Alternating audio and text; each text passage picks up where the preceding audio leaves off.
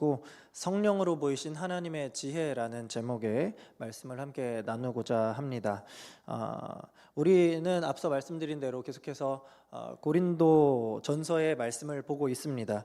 이 고린도 교회가 계속해서 문제가 가득한 교회라는 것을 우리는 보고 있죠.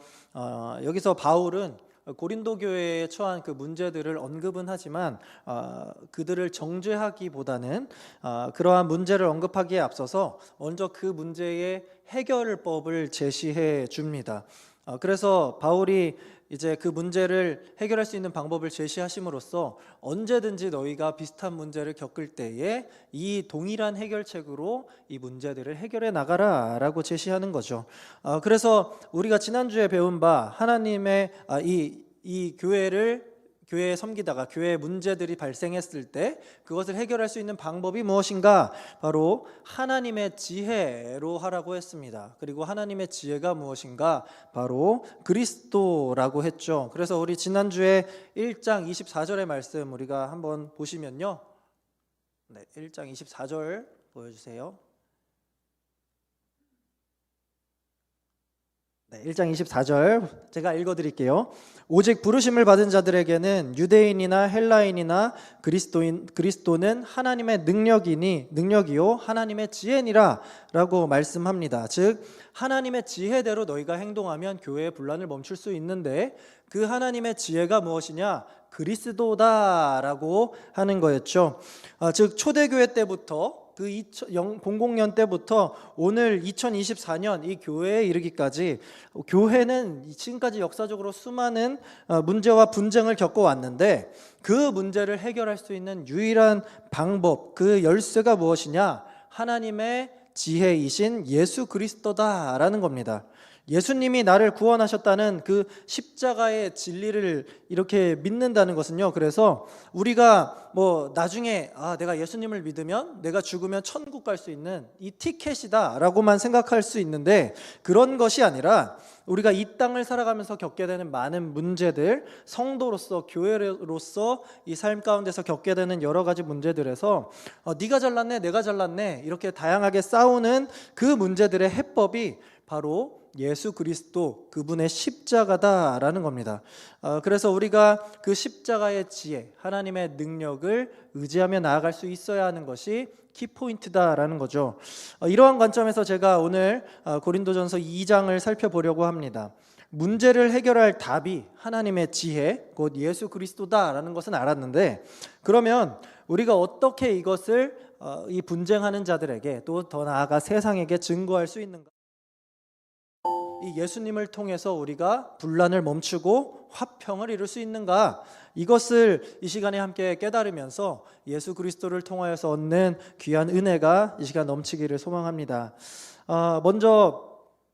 그러면 2장에서 보면 고린도 교회에 어떤 문제가 있었을까요?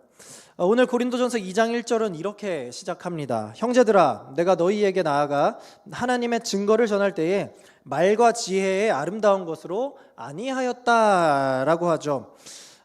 지금 바울이 이 문제를 겪고 있는 고린도 교회 앞에서 잘 생각해봐라. 내가 너희에게 이전에 이 복음을 처음 전할 때에 너희가 너희에게 하나님을 증거할 때에 하나님의 말씀을 전할 때 내가 어떻게 했느냐? 말과 지혜의 아름다운 것으로 하지 않았다라고 하는 거죠. 즉 뭐가 지금 문제를 일으키고 있다라는 겁니까? 말과 지혜의 아름다운 것 때문에 고린도 교회가 문제를 겪고 있다라는 거예요. 여기서 아름다운 것이라고 하는데 여기서 말과 지혜를 먼저 살펴볼게요. 말과 지혜의 아름다운 것. 여러분 말과 지혜는 참 좋죠. 말 잘하는 사람, 지혜 있는 사람 얼마나 좋습니까? 당시에 그래서 이 말이라는 단어가 원어로 보면 뭐냐면 로고스라는 말입니다. 그리고 지혜는 소피아라는 단어인데요. 이 소피아라는 데서 이제 이 그리스 하면 뭐가 유명하죠? 철학이 유명하잖아요. 소피아라는 데서 이제 철학인 필로소피라는 말이 탄생하게 된 겁니다. 그래서 이 그리스 철학의 핵심 도시였던 이 고린도의 배경에서 이 고린도가 이제 그리스 지역의 수도니까 이 관점에서 보면 오히려 이 지역에서 자기의 이 말주변, 자기의 지혜가 이 고린도 교회 안에서 문제가 되었다라는 겁니다. 그럼 무슨 문제를 일으켰을까? 우리가 이것을 알기 위해서는 바로 앞장 고린도전서 1장의 마지막 절을 한번 살펴볼 필요가 있습니다. 자, 기록된 바 자랑하는 자는 주 안에서 자랑하라 함과 같게 하려 함이라 라고 하죠. 자, 31절이 무엇을 말합니까? 지금 이 고린도 교회 안에 자랑하는 자들이 많았었다라는 거예요. 근데 자랑은 하는데 내가 믿음이 더 좋아, 아니 내가 더 좋아, 뭐 이렇게 하는 게 맞아, 아니야 이렇게 하는 게 맞고 네가 틀렸어, 이렇게 각자 자기 주장을 하는데 그 주장이 자기의 어떤 삶의 실천보다 어디에 있다는 거예요? 이 말하는 데에 있다는 거예요. 말과 지혜의 아름다운 것으로 서로 싸우고 있다라는 거죠. 굉장히 이제 말로는 논리적이고 설득력 있어 보이는데 그 말과 이 논리, 지혜가 단순히 이 새치 혀에서만 끝나는 것이지 그게 고린도 교회 성도들의 삶과 연관되지는 않았다라는 말입니다. 그렇게 너가 옳고 내가 옳고 이렇게 서로의 지혜와 말로만 다투다 보니까 어떻게 돼요? 결국에 저 사람이 옳은 것 같은데 저쪽에 붙고 나는 저 사람이 옳은 것 같은데 저쪽에 붙고 결국 바울파, 아볼로파, 게바파, 그리스도파 이렇게 분파가 나뉘어서 싸우고 다투기 시작했다라는 겁니다. 서로 내가 옳으니 네가 옳으니 싸우고 있던 그 현장의 순간이 고린도 교회였다라는 거죠. 그래서 지금 사도 바울이 이 고린도 전서를 보내면서 이 문제를 해결할 수 있는 원칙을 제시하는데요. 그 원칙의 이 첫 문장이 무엇이냐? 바로 내가 너희에게 말씀을 증거할 때, 이 복음을 증거할 때 어떻게 했었는지 기억해 보라라는 거예요. 즉 내가 말과 지혜의 아름다운 것으로 너희에게 하지 않았다라는 것을 상기시키려는 바울의 이러한 수사법인 것이죠. 여러분 여기서 이 사도 바울이 고린도 교회를 세울 때 또는 그 고린도 교회에서 이제 1년 반을 사역했었는데 그 사역 가운데 무엇을 중심을 뒀는지 우리가 알 수 있습니다. 그것은요, 사도 바울이 자기의 뛰어난 말과 지혜, 그러한 새치 혀에서 나오는 말에만 끝났다라는 게 아니라 사도 바울이 복음을 어떻게 전했냐라는 것을 우리가 고민해 봐야 되는데요. 여러분 사도 바울의 직업이 뭡니까? 바로 이 사도를 떠나서 일적인 부분에서 바로 이 텐트 메이커, 이 천막을 짓는 사람이었잖아요. 사도 바울이 이 천막 짓는 일을 어디서 했냐면 바로 이 고린도에서 1년 반 사역할 때 했었던 겁니다. 이때 이제 브리스길라와 아굴라라는 사람을 만나면서 같이 생업을 하면서 돈을 벌면서 자신의 이 복음 전파하는 일에 전념할 수 있게 했던 그러한 삶의 현장이 고스란히 남겨져 있던 것이 바울의 고린도 사역이었습니다. 즉 바울은 이 천막을 지음으로써 내가 천막을 지으며 천막을 세우면서 살아가듯이 하나님께서 우리 삶을 이렇게 세워가신다, 하나님의 교회를 하나님께서 이렇게 직접 세워가신다라는 것을 고린도 교회 성도들에게 직접 몸소 복음의 삶으로 실천했었던 겁니다. 그러니까 여러분 우리가 이 말로써 누군가를 이제 복음을 전할 때 변화시키고 이제 구원으로 이끄는 것, 물론 우리가 말로 했을 때 그렇게만 되면 너무나도 좋겠죠. 근데 우리의 말로만으로는 이게 되지 않는다라는 거예요. 이 당시에 이제 이 로고스, 이 말씀과 또 소피아라는 지혜, 이 말과 지혜로 사람들이 이제 계속해서 살아갔잖아요. 여기에 대표적인 이 교회 안에서의 대표적인 이단적인 분파가 누구냐면 바로 영지주의자들입니다. 이 말과 지혜로 살았던 사람들의 대표격이 영지주의예요. 영지주의가 뭐냐면요, 이 세계가 영의 세계와 이 땅 육신의 세계로 나뉘는데 영의 세계는 너무나도 선한 것입니다. 근데 육의 세계는 뭐 하는 거예요? 아주 악한 사회, 아주 악한 지대가 이 육의 세상입니다. 그래서 세상을 이렇게 영과 육의 세상으로 이분법적으로 보는 거예요. 그러다 보니까 어떻게 삽니까? 육에 관련된 일들은 아주 최소화하는 겁니다. 먹고 마시는 일 줄이고요, 뭐 부부간의 이러한 관계도 줄이고요, 그 외에 또 육체적인 노동하잖아요. 이런 것도 다 부정하고 더러운 악이니까 하면 안 돼, 최소화해야 됩니다. 그러면 자연스럽게 어떻게 돼요? 오직 영의 세계만 추구하게 되고 실제 삶의 모습에서는 아무것도 보이지 않는 겁니다. 즉 말만 하고 실제 삶의 행동으로서는 보이지 않는 이러한 것들을 주장했던 것이 영지주의인데요. 그러다 보니까 이러한 논리가 복음이랑 섞이고 교회 안에 들어오니까 어떻게 돼요? 그냥 교회도 똑같이 말만 번지르르하게 하고 아무도 자기의 말과 동일한 삶의 실천을 보이지 않는 입만 산 교회, 행동하지 않는 교회가 되어버린다라는 겁니다. 이러한 문제가 지금 고린도 안에 녹아져 있었다라는 거예요. 그래서 바울이 지금 말하는 게 이겁니다. 내가 말과 지혜로만 했냐? 아니지 않냐? 나는 영지주의도 아니고 그리스 철학자들과도 다르다. 나는 순수하게 복음을 전하려 노력했고 내 삶으로 너희들에게 그것을 보여주려고 몸소 노력해 왔지 않느냐? 너희가 잘 알지 않느냐라고 얘기하고 있는 겁니다. 그래서 여기서 우리가 또 오해하면 안 되는 게 그러면 우리가 하나님의 이 복음을 증거할 때 말과 지혜의 아름다운 것으로 하면 안 되냐라고 준비할 수 있어요. 근데 이 말은 그런 말이 아니죠. 우리가 오히려 할 수 있는 모든 방법을 동원해서 지혜롭게 복음을 전파할 수 있으면 좋은 겁니다. 그러나 여기서 말하는 이 사도 바울이 말하는 말과 지혜의 아름다운 것이 무엇이냐면, 여러분 아까 말과 지혜는 설명했죠. 그럼 아름다운 것이 뭔지를 알아야 되는데, 아름다운 것의 말의 원어를 살펴보면요, 거창한 것, 뽐내는 것이라는 의미가 담겨져 있습니다. 즉 지금 고린도 교회 사람들은요, 말과 지혜로 예수님을 증거하기보다는 어떻게 했다라는 거예요? 내 이러한 지식을 뽐내는 데 바빴다라는 겁니다. 야, 예수님은 이렇게 하셨고 저렇게 하셨어. 예수님은 이런 분이야. 너희는 몰랐지? 나는 알았는데. 이런 식으로 자기가 맞다, 자기의 지식을 자랑하는 것이 이 고린도 교회 안에 들어져 있던 아주 심각한 이러한 질병과도 같은 일이었다라는 겁니다. 여러분, 결국 사람의 말, 사람의 지혜로 하게 되면요, 결국 어떻게 된다라는 거예요? 우리의 능력, 우리의 말주변을 의지하면 결국 그것은 고스란히 자랑으로 연결이 되고, 자랑은 곧 우리의 교만으로 나타나게 되는 거죠.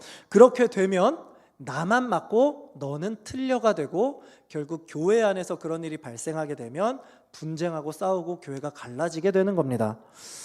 그래서 이 고린도 교회의 분쟁이 오게 된 거죠. 여러분, 우리도요, 교회를 섬기고 하나님께서 우리에게 주신 영신교회를 섬기고 일을 할 때 이것을 굉장히 조심해야 할 필요가 있습니다. 이렇게 일을 할 때 우리도 갈등을 겪을 수 있잖아요. 그때 봐봐, 내 말대로 하니까 되잖아. 역시 우리 교회는 나 없으면 안 돌아간다니까. 목사님, 그거는 그렇게 하면 안 되고 이렇게 해야 되는 게 맞아요. 이렇게 하는 순간 우리 교회는 어떻게 된다라는 거예요? 갈등과 분쟁이 시작된다라는 거예요. 그러면 우리는 이제 그러한 나의 말, 나의 지혜가 아니라 어떻게 하라는 겁니까? 누구의 지혜로 하라는 거예요? 아까 처음에 살펴봤죠? 사도 바울이 1장에서 말한 바 하나님의 지혜로 해라 라고 답을 주는 겁니다. 그러면 아까 제가 하나님의 지혜는 뭐라고 했죠? 예수 그리스도라고 했잖아요. 그래서 사도 바울이 2절에서 이렇게 얘기를 합니다. 내가 너희 중에서 예수 그리스도와 그의 십자가에 못 박히신 것 외에는 아무것도 알지 아니하기로 작정하였다라고 얘기하죠. 예수 그리스도 그리고 그의 십자가에 못 박히신 것 외에는 아무것도 알지 아니하겠다. 그리고 그렇게 작정했다. 여러분, 예수 그리스도라고 말한 이 고백부터가 굉장히 중요합니다. 예수님을 지금 누구로 고백하는 거예요? 그리스도다라고 고백하는 거예요. 우리가 알고 있는 나사렛 예수, 그 인간 예수가 바로 우리를 위해 온 메시아 예수 그리스도다라고 하는 고백인 거죠. 예수 그분이 선지자이시며 제사장이시며 우리의 왕이시다라고 하는 표현이 메시아 그리스도잖아요. 그런데 그 예수 그리스도께서 우리를 구원하신 분인데, 구원하러 오신 그분이 뭘 하셨다라는 거예요? 그 뒤에 나오죠. 그의 십자가에 못 박히신 것. 예수 그리스도께서 제사장이고 선지자며 왕인데 그분께서 우리를 죄에서 구원하시기 위해서 십자가에 못 박히셨다. 이것 외에는 내가 아무것도 알지도 않겠고 전하지도 않겠다라는 겁니다. 왜요? 이것이 바로 하나님의 지혜, 교회가 하나 될 수 있는 하나님의 지혜이기 때문입니다. 그리고 이것이 바로 복음이라는 이 두 글자 안에 함축된 뜻이죠. 예수 그리스도와 그분께서 십자가에 못 박혀 우리를 구원하셨다라는 것 말이죠. 여러분, 이 당시의 헬라 철학자, 이 분위기를 한번 설명해 보자고요. 우리가 이 초대교회 당시 이 2000년의 역사를 쭉 훑어보면서 항상 그리스가 나오면 철학이 나와요. 굉장히 똑똑한 사람들이 많다라는 거죠.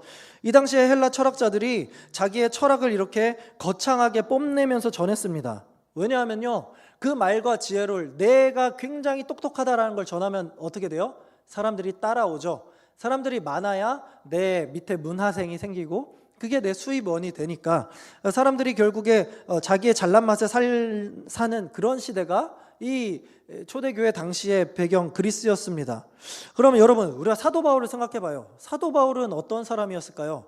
사도 바울은 이러한 말주변과 지혜가 없어서 이런 걸 안 했을까요? 그렇지 않아요. 사도 바울은요, 이 당시에 최고로 똑똑하다고 이미 알려진 가말리엘의 문하생이었습니다. 가말리엘의 제자였다고요. 그리고 실제로 사도 바울이 말하는 기법, 수사학이 이 당시에 굉장히 뛰어났다라고 평가받습니다. 그러니까 사도 바울은 실제로 말하는 거에서도 굉장히 뛰어났고 지역적에서도 굉장히 뛰어난 지혜자로 평가받는 사람이었습니다. 그런데 사도 바울이요, 자기의 그 잘난 맛이 있는데도 그리스 사람의 그 특유한 말의 지혜나 그런 설득력 있는 그런 자기의 능력의 말로 복음을 증거하지 않았다라는 거예요. 오히려 이 당시의 사람들이 다소 거북해할 만한 이 예수가 그리스도라는 신앙 고백, 예수만이 진짜다라고 하는 아주 불편할 만한 복음을 중심으로 자기가 증거하며 살아왔다라는 거예요. 자, 그런데 여러분, 이렇게 우리가 오늘날을 살아가는 우리로 대변해 본다면 이 세상이 어떻습니까? 이 시대의 그리스 철학자들처럼 굉장히 요즘 사람들이 똑똑하고 스마트하죠. 그러면서 동일하게 예수를 거부하는 시대를 우리가 살아가고 있습니다. 그런데 사도 바울은 이러한 문화 가운데서 예수님을 순수하게 증거했다라는 거죠. 세상적인 방법이 아니라 하나님의 지혜로 말입니다. 그런데요, 여러분, 우리가 여기서 굉장히 유의심하게 살펴봐야 될 부분이 있는데 바로 3절입니다. 3절 말씀 우리 함께 읽어볼까요? 함께 읽겠습니다. 내가 너희 가운데 거할 때에 약하고 두려워하고 심히 떨었노라. 자, 지금 천하의 사도 바울이 지금 뭐라고 말하는 거예요? 나도 약하고 매우 두렵고 심히 떨었었다라고 고백하고 있는 겁니다. 여러분, 사도 바울의 복음 전도 경력이 얼만데 이 고린도에서는 왜 바울은 떨었을까요? 자, 여기서 사도 바울이 지금 말씀 다시 보면 내가 너희 가운데 거할 때라고 말하죠. 이 거할 때라는 말은요, 내가 지금 너희를 향해 갈 때, 가고 있는 이 가는 순간에 라고 얘기하는 겁니다. 그러니까 지금 사도 바울이 이 고린도를 향해 갈 때 그 전에 어디에 있었냐면 우리 사도행전의 18장 1절 말씀을 보면요, 이렇게 나와요. 이 3절이 아니라 1절입니다. 그 후에 바울이 아덴을 떠나 고린도에 이르렀다라고 고백하죠. 여러분, 아덴이 어디예요? 그리스 아테네가 아덴입니다. 그러니까 이 아덴에 이르렀는데 지금 사도 바울이 고린도에 가는데 굉장히 두렵고 그러한 마음으로 간다라는 거예요. 왜냐면요, 아테네에서 사도 바울이 복음 전파에 1차적으로 실패했기 때문입니다. 사도 바울이 수많은 도시들을 갔죠. 많은 큰 도시들을 갔어요. 그 가운데에 그래도 복음을 제대로 전했는데도 교회를 세우지 못한 곳이 어디냐? 바로 이 아덴입니다. 왜 아덴에는 그렇게 교회를 세우지 못했느냐? 사도행전 17장 16절을 보면요, 바울이 아덴에서 그들을 기다리다가 그 성에 우상이 가득한 것을 보고 마음에 격분했다라고 하죠. 여러분, 그리스 로마 신화라고 우리가 너무 잘 알고 있죠. 그리스 안에 수많은 우상신들이 가득합니다. 그러니까 바울이 아덴에 가서 이제 복음도 전하고 하는데 우상이 너무너무 많은 거예요. 그러니까 어떻게 이렇게 우상이 많아? 바울 마음에 격분을 한 거죠.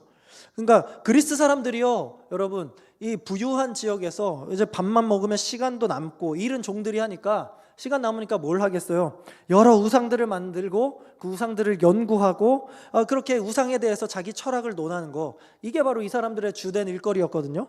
취미 생활이었는데 그 모습을 보니까 바울이 열받고 격분을 한 겁니다. 그래서 어떻게 했느냐? 17절을 보시면요, 회당에서는 유대인과 경건한 사람들과 또 장터에서는 날마다 만나는 사람들과 변론했다라고 하죠. 그러니까 사도 바울이 격분해서 변론을 했습니다. 무슨 말을 했을까요? 누구를 전했겠어요? 너희들이 잘못됐고 예수님이 찐이다, 예수님이 진짜다라고 증거했을 겁니다. 자, 우상이 너무 많으니까 너무너무 격분한 나머지 흥분조에 이르러서 자기의 이런 말주변, 그때는 뛰어난 말주변으로 얘기했겠죠. 달변가적인 이 수사학적 능력으로 예수님을 변론했다라는 겁니다. 그런데 그 아덴에서 격분해서 변론한 결과 어떻게 됐느냐? 18절입니다. 자, 어떤 에피크로스와 스토아 철학자들도 바울과 쟁론할 때 어떤 사람은 이르되 이 말쟁이가 무슨 말을 하고자 하느냐 하고, 여러분 말쟁이라고 비꼬은 겁니다. 말쟁이 뭐예요? 기껏해야 입만 산 사람이다, 말만 잘한다 라고 하는 거죠. 그러면서 돌아섰다라는 거예요. 즉 지금 여러분 아테네에 있는 똑똑한 철학자들이라고 해봤자 지금 사도 바울과 말싸움이 돼요, 안 돼요? 안 되는 거죠. 그러니까 뭐라고 하는 거예요? 아유, 이분 말은 잘하네, 이렇게 하면서 그냥 돌아섰다라는 거죠. 자, 복음을 전하는데 실패했다라는 겁니다. 그런데 그러다가 이제 또 계속 18절의 뒷부분을 보시면 이렇게 이어집니다. 어떤 사람은 이르되 이방신들을 전하는 사람인가 보다 하니 이는 바울이 예수와 부활을 전했기 때문이로라. 야, 이방신을 전하는 사람이구나. 아유, 말 잘하는데. 이건 또 무슨 말이에요? 그러니까 지금 바울이란 사람이 뚝 왔는데, 저 사람도 어디서 만든 새로운 신을 전하나 보다. 야, 근데 우리 아테네에 이미 신이 너무너무 많아. 야, 너도 신 하나 만들어서 전하는구나, 이렇게 그냥 생각했다라는 거예요. 그러면서 이제 어디 계속 한번 떠들어봐라. 나는 그 예수를 유일신으로 영접할 마음이 하나도 없어 라고 다가왔던 것이 이 아테네의 사람들이었습니다. 그러니까 자, 바울이 지금 예수님과 부활에 대해서 이 복음을 전하는데, 여러분 바울이 이 부활과 복음에 대해서 전할 때 아까 어떤 상태라 했죠? 격분한 상태로, 흥분한 상태로 쟁론을 했다라는 거죠. 그 쟁론, 그러니까 싸우듯이 예수님을 증거했다라는 거예요. 그러니까 어떻게 됐다라는 거예요? 그냥 이방신 하나가 왔는데 쟤는 왜 이렇게 열정적이야? 우리와 다르게, 이렇게만 여기고 예수님을 믿지 않았다라는 거죠. 여러분, 이 그리스 사람들은요, 수많은 우상을 가지고 있었기 때문에 쉽게 우상을 너무나도 잘 받아들입니다. 다만 또 반대로 얘기하면 너무나도 많은 신들을 받아들이니까 딱 한 명만 믿어야 한다, 한 신을 절대적으로 섬기지는 않습니다. 그러니까 바울이 전한 그 예수님도 결국에 하나의 새로운 종교로만 생각한 거고, 바울에게는 이제 말로서는 내가 뭐 이길 재간이 안 되니까 이 말쟁이가 무슨 말을 하는 거야, 이렇게 넘겨버렸던 거죠. 그러니까 격분한 바울이 흥분조로 그들에게 복음의 능력으로 가기보단 자신의 말주변으로 얘기하다 보니까 아덴에서 복음 전파에 실패했다라는 겁니다. 여러분, 이 부분을 우리가 좀 생각해 볼 필요가 있습니다. 사도 바울은 아덴에서 자기가 가지고 있는 모든 지혜, 자신의 수사학적인 능력을 동원해서 이 헬라의 똑똑하고 날고 긴다는 철학자들과 말과 지혜의 아름다운 것으로 싸워봤습니다. 논리로는 사도 바울이 이겼어요. 그런데 그 복음을 뿌리 내리는 데는 실패했습니다. 우리가 복음을 전할 때도 이것을 좀 주의할 필요가 있는 것 같습니다. 내 말과 내 지혜, 나의 똑똑함으로 복음을 전하려고 한다면요, 어떻게 되는 겁니까? 사람들이 들을 땐 또 지자랑하네, 이렇게 듣고 내가 드러내야 할 예수님의 모습을 그들에게 보이지 못할 수도 있다라는 거예요. 내가 진짜 자랑해야 할 예수님이 그들에게 와닿지 않을 수 있다라는 말입니다. 그러면 복음을 전하고도 열매를 맺지 못한다는 상처를 입게 되는 거죠, 우리가. 바울은 이러한 이 아픔과 씁쓸함을 가지고 이제 어디로 간 거예요? 고린도로 가고 있는 중에 이렇게 고린도에 왔던 거죠. 그래서 다시 3절을 보시면 내가 너희 가운데 거할 때에 약하고 두려워하고 심히 떨었다라고 얘기하는 거죠. 내가 아덴에서 했던 실수를 이 고린도에서 또 한 번 반복할까 봐. 왜냐하면 고린도도 결국에 이 아테네와 멀지 않은 똑같은 우상이 판치는 지역이니까요. 여기서 또 철학자들과 논쟁을 하게 될까 봐, 그러다가 또 복음 전파에 실패할까 봐. 그러면 뭐로 이어지는 거예요? 사도 바울이 단순한 이런 내가 실패했어 여기에 낙담한 사람이 아닙니다. 나 때문에 한 사람이라도 돌아올 수 있는 그 복음을 받아들일 수 있는 사람이 생기지 못하면 어떡하나, 한 영혼을 생각했던 마음으로 사도 바울이 조심스러운 마음으로 지금 고린도에 갔다라는 겁니다. 내가 혹시 실수해서, 내가 실족해서 사람들이 이렇게 예수님을 제대로 깨닫지 못하면 어떡하는가, 이러한 마음인 거죠. 즉 사도 바울은요, 지금 내가 손해볼까를 생각한 게 아니라 하나님 아버지의 입장에서 한 명의 생명이라도 내가 잘 복음을 전해서 인도해야 되는데 내가 그들에게 못하면 어떡하나, 마치 이 화분을 키울 때 이 어린 새싹을 애지중지 키우는 사람처럼, 아니면 갓난아기를 돌보는 어머니의 마음처럼 이 고린도에 지금 다가갔었던 겁니다. 여러분, 이렇게 한 영혼을 우리가 대하는 마음을요, 사도 바울에게서 배울 수가 있습니다. 제 소망으로는요, 우리 또 전도팀도 개강을 했는데 우리가 이제 복음을 전하는 사람으로 살잖아요. 그때 내가 사랑하는 사람들에게 우리가 복음을 전할 때 우리가 이 사도 바울의 마음을 품었으면 좋겠습니다. 한 영혼을 위해서 복음을 정말 우리가 전할 때 가볍게 전하지 말고 나를 증거하기보다 나를 구원하신 예수님을 증거하는 마음으로, 우리 두렵고 떨리는 마음으로 기도하며 전도하는 우리가 되었으면 좋겠습니다. 그런데 우리가 여기 문제를 살펴볼 때 한 가지 문제가 있습니다.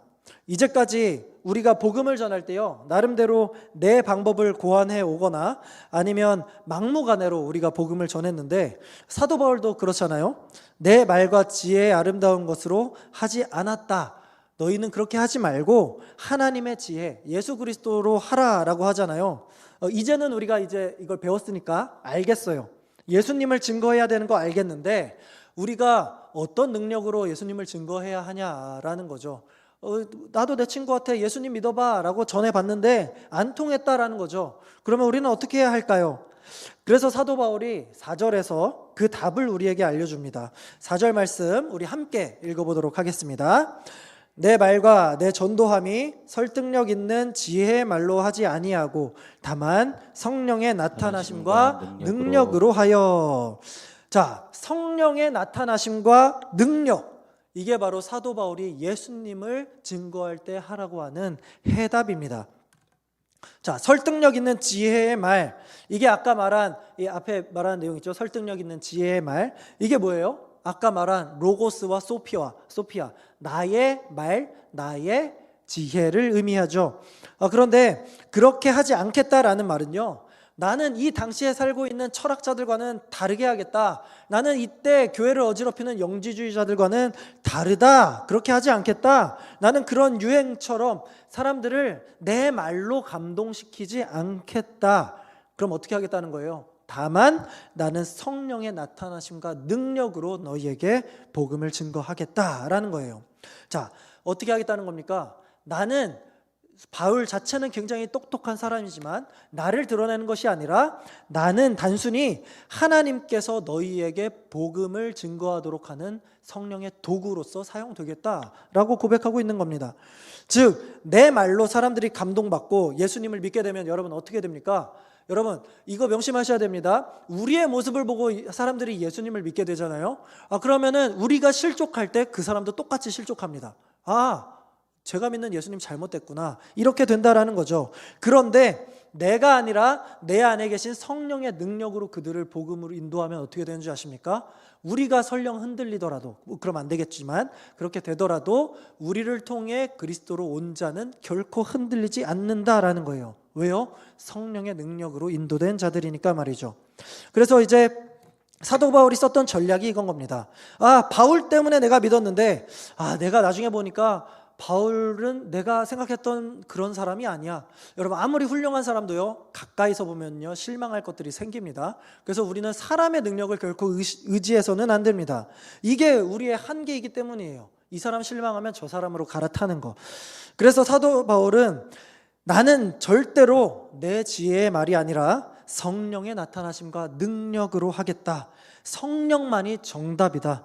성령께서 우리 안에 임하셔서 그분의 능력으로 우리는 하나님의 능력인 예수 그리스도를 나타낼 수 있는 것이다 라고 복음 전파의 핵심을 지금 가르쳐주고 있는 겁니다. 계속해서 5절 말씀을 보도록 하겠습니다. 너희 믿음이 사람의 지혜에 있지 아니하고 다만 하나님의 능력에 있게 하려 하노라. 자, 이 성령의 능력으로 간다 하면서 이 말씀을 증거했어요. 무슨 말이에요? 나는 너희가 예수님을 믿었으면 하는데 너희의 믿음이 내 머리, 내 사람의 지혜를 따라서 생긴 인위적인 잠시 잠깐 생긴 믿음이 아니라 성령께서 주시는 믿음이다. 너희 고린도 교회가 가지고 있는 그 믿음 내가 준 게 아니라 성령 하나님이 주신 믿음이다 라는 거죠. 오직 성령 하나님께서 주시는 능력만이 예수를 주로 고백하는 믿음을 줄 수 있는 유일한 열쇠다라고 제시하고 있는 겁니다. 그러니까 지금 이 고린도전서 2장에서 사도 바울이 말하고 있는 것은요, 내가 너희에게 복음을 전할 때부터 사람 강조했니? 그거 아니잖아. 근데 너희는 왜 서로 사람의 말을 따라서 분파를 만들고 분쟁하고 서로 너희를 자랑하느냐? 왜 너희가 자꾸 그들을 인간 사람의 말로 설득하려고 싸우고 있느냐? 그게 아니다. 너희는 성령의 능력, 하나님의 능력을 의지해야 한다라는 거죠. 그것 외에는 그 어떤 것도 우리가 의지하거나 믿거나 가치를 둘 만한 것이 교회 안에 없다라는 거예요. 왜요? 성령의 능력만이요, 우리를 온전히 분쟁에서 멈추게 하고 그리스도께로 인도하는 유일한 방법이 된다라는 겁니다. 누가요? 성령이 말입니다. 그러면 이제 저와 여러분에게 스스로 질문을 한번 해보자 말이죠. 그리스도인으로 살아가는 우리는요, 과연 저와 여러분은 과연 얼마나 이 성령의 능력을 의지하며 살아갑니까? 우리는요, 교회를 오래 다녔어요. 여기 계신 분들, 우리는 복음을 전하며 살아야 하는 것 너무나도 잘 알아요. 그런데 우리가 인간의 생각으로는 어떻게 봐요? 오늘날의 시대를 바라봐요. 이렇게 말합니다. 부끄럽지만 제 고백이기도 합니다. 요즘 노방전도 잘 안 돼요. 저는 이 방법이 옳은 건지 잘 모르겠어요 라고 말했단 말이죠. 제가 참 부끄러운 고백입니다. 그런데 여러분, 왜 그런 생각을 하는 거예요? 내가 자꾸 뭘 의지하는 거예요? 내 능력을 바라보니까 그런 겁니다. 내가 전도를 하려고 하는데 내 말주변이 부족해가지고 저 사람에게 잘 전달 못하면 어떡하지? 내가 아직 잘 몰라서, 내가 자신이 없어가지고 내가 전도 잘 못하면 어떡하지? 에라이, 지금 시대는 노방전도가 안 되는 시대입니다. 이렇게 간다라는 거죠. 그러면요, 여러분, 우리가 스스로 삶에서 전도를 안 하면 우리는 영악해서요, 차선책을 찾게 됩니다. 뭘 찾게 되는 줄 아십니까? 내가 그럼 보내는 복음 전도자가 되면 되겠다. 보내는 선교사가 되면 되겠다. 내가 회사에 가서 돈 열심히 벌어서 헌금 많이 하면 나는 전도 안 해도 내가 간접적으로 전도하는 거야. 이렇게 됩니다. 그런데 여러분, 이거 분명히 아셔야 됩니다. 내가 내 능력으로 돈 벌어서 복음 전파에 쓰임 받겠다. 결국에 이것도 누구를 의지하는 거예요? 내 능력을 의지하게 된다라는 겁니다. 결국 나예요. 내 능력으로 전도하려다가 안 되니까 또 내 능력으로 돈 벌어서 헌금해야지, 이렇게 생각하는 겁니다. 이렇게 우리가 타협하게 되면요, 계속해서 타협에 이르면 어떻게 되는 줄 아십니까? 결국 평생 단 한 명도 복음을 전하지 못하고 죽고 마는 결과를 맞이한다라는 거예요. 내 능력으로 살면요, 우리는 결국 복음의 결실은 못 맺고 오히려 내 능력을 자랑하다가 어떤 일이 일어납니까? 밖에서 복음을 전하기는커녕 이 교회 안에서 내가 맞다, 네가 틀렸다 이러면서 교회에 분쟁만 가져오게 된다라는 겁니다. 그러니까 우리가 의지해야 할 건 뭐라는 거예요? 오직 성령의 능력이다. 성령의 능력이 복음의 대상에게는 믿음을 주고 복음을 전하는 우리 교회에게는 분란을 멈추고 화평을 준다, 이겁니다. 즉 성령의 능력을 의지하여 복음을 전하는 성도의 삶을 사는 것, 이게 바로 고린도 교회의 분쟁을 멈추고 오늘날 우리의 분쟁을 멈추고 하나님의 참된 교회로서 우리가 하나님의 지혜로 살아가는 방법이 되는 겁니다. 사랑하는 우리 영신의 성도 여러분, 오늘 말씀을 이렇게 뒤집어서 요약하면요, 지금 고린도 교회 안에 한마디로 뭐가 없었던 겁니까? 성령의 능력이 없었던 겁니다. 그래서 머리로는 예수님을 알고 예수님이 십자가에 죽으시고 부활하신 것 지식적으로는 너무나도 잘 알아요. 우리도 너무나도 잘 알죠. 그런데 그것이 성령의 역사로 하려고 하는 것이 아니라 내 머리, 내 능력으로 하려고 하니까 이게 잘 전달도 안 되고 삶의 실천은 더 안 되고 결국에는 서로 내가 맞네, 너가 맞네 하다가 다투기만 하고 교회가 분열 직전까지 갔던 겁니다. 그렇다면 혹시 여러분, 나 개인의 삶에 이런 문제가 있지는 않습니까?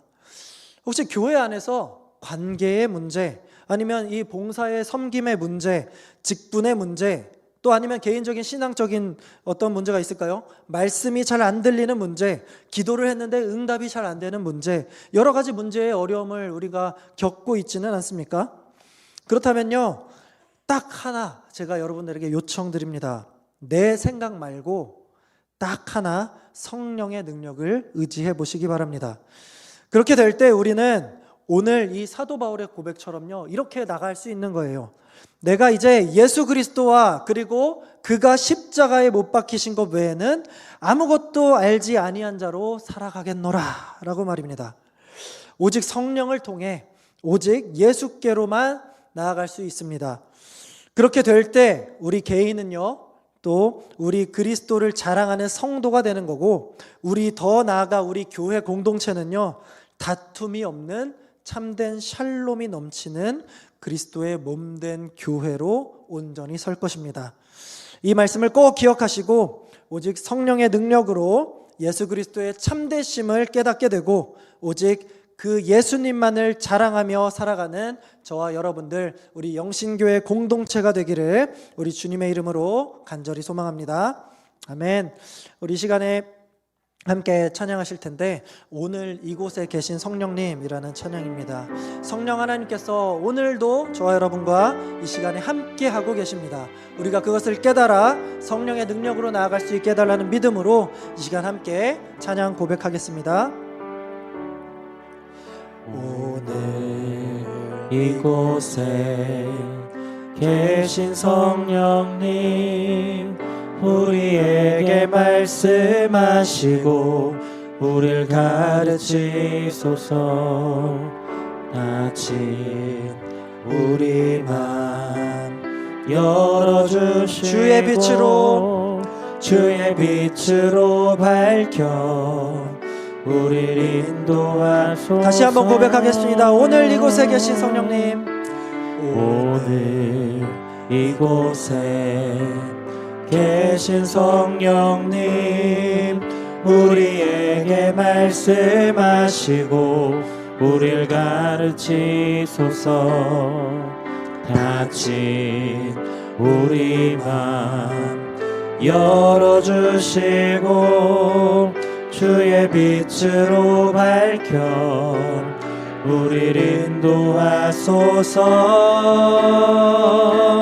주님보다 앞서지 않고 겸손하게 주님의 말씀 기다리리. 주님 손에 우릴 드립니다.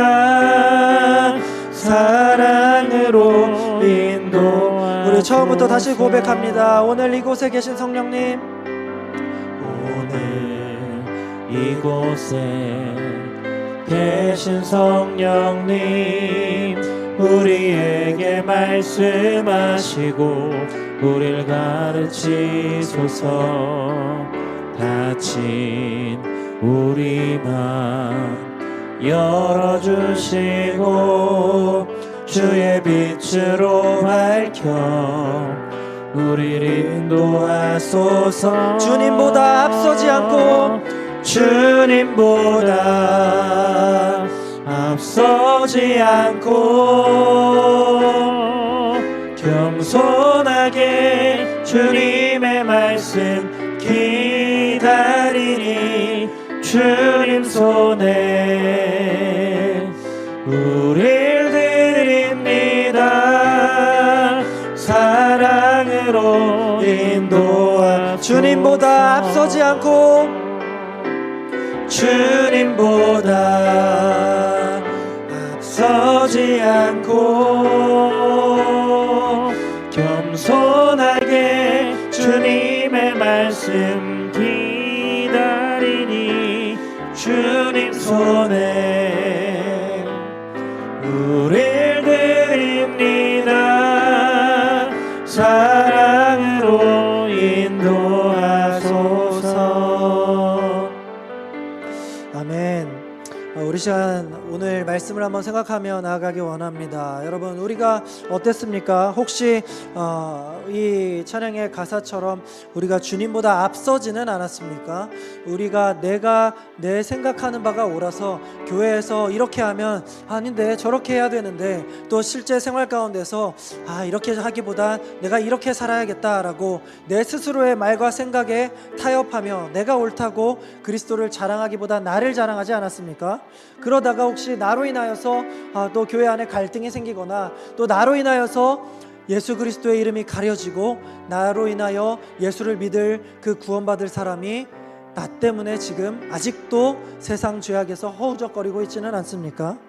우리가 그렇다면 이 시간에 정말 회개하는 마음으로 함께 기도하며 나아가기 원합니다. 우리가 오늘 말씀을 생각하면서 두 가지 함께 기도하며 나아가기 원하는데요, 우리가 이제 나의 말과 나의 지혜, 이러한 나의 능력을 의지하기보다는 겸손하게 성령을 구하면서, 그리고 그렇게 우리가 성령을 구할 때 나를 통해 일하시는 성령의 능력을 의지하며 예수의 이름으로 나아가는 우리 영신의 공동체가 되게 해달라고 이 시간 함께 기도하시고요. 두 번째로, 그렇게 성령 하나님께서 나에게 능력으로 역사하실 때에 나부터 먼저 예수 그리스도와 그분의 십자가 죽으심과 구원을 깊이 깨닫게 하시고, 세상 앞에 두려워 떨지 않고 오직 예수만 알고 예수만 자랑하는 그리스도인이 되게 해달라고 이 시간 오늘 말씀 생각하면서 이 두 가지 기도 제목으로 간절히 하나님께 나아가도록 하겠습니다. 사랑의 하나님 아버지, 감사합니다. 오늘 우리에게 이 고린도전서 2장의 말씀을 통하여서 하나님, 정말 내가 이 땅 가운데 살면서 추구해야 할 정말 내가 그리스도인으로서 어떻게 살아가야 할지를 참된 방법을 깨닫게 하시니 참으로 감사드립니다. 아버지 하나님, 이 고린도 교회는 아버지 하나님 성령 하나님을 의지하지 않고 자신의 능력, 자신의 말과 지혜를 의지하다가 결국 그 세상 문화에 섞여 교회의 분란을 초래하였습니다. 아버지 하나님, 혹 오늘날 우리 교회가 이러한 모습을 답습하고 있지는 않은지 남들을 정죄하기보다 나부터 돌아보기 원합니다.